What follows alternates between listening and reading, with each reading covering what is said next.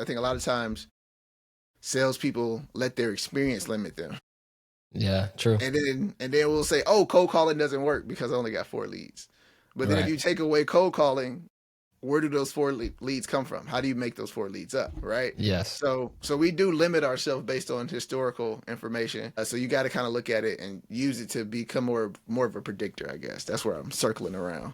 I think that's a good point, but at the same time, that topic brings me back to Alex Hormozy, because Alex Hormozy is the master of saying like more volume, more volume, more volume. Yeah. He gave an example one time of like a guy that said like, "Oh, I put flyers on cars and I've generated X amount of dollars." And Alex is like, "Okay, great. That means that I should put flyers on cars." And so Alex said, this is directly from, I don't know which podcast he said this on, but he said like, I think it was 300. Put 300 flyers on cars. I didn't get any callbacks, nothing. So your method doesn't work. He's like, "Oh yeah, typically we go for more than 300. Typically we go for like 30,000 and we'll get like 5% callback." And Alex is like, "Oh shoot. I mean, 30,000 versus 300 is a much wider net." You know what I mean? So like that was his example of volume, volume, volume. Yeah. I mean, same thing for me in terms of calling. Like my low call weeks, the actual lead touch points or lead generation is much, much lower than my high call weeks. And it ends up being such a volume number, such a volume game.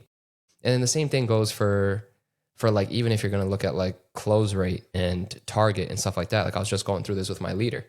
Say, hey, I want to close 5 million next year, but my close rate is 10%.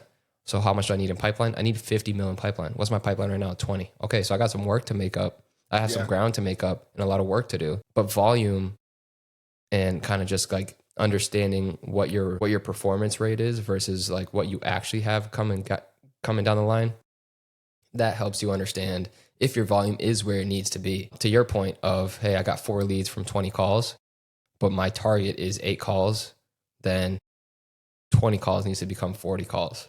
You know what I mean?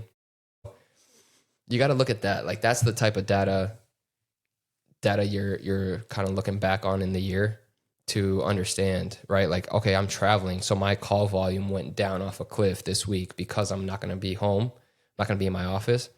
So let me account for that by adding up 50% of this week to the previous week and then 50% to the next week, and make sure I plan for that. And I might need longer cold calling blocks, longer cold calling emails. If you don't do a lot of trade shows in a period, but you know that trade shows are a good lead source for you, then that might mean, okay, let me turn up my trade show. Let me do some research and see what other trade shows are around, some networking events or something like that. And that's something that like even for next year, it's going to be a hit for me, where we started planning out trade shows. This year I went to like 3 or 4, and next year I got 1.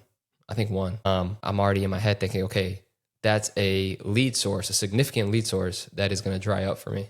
Yeah. And so I need to plan accordingly and prep the rest of my calendar around that to make up that ground. Yeah.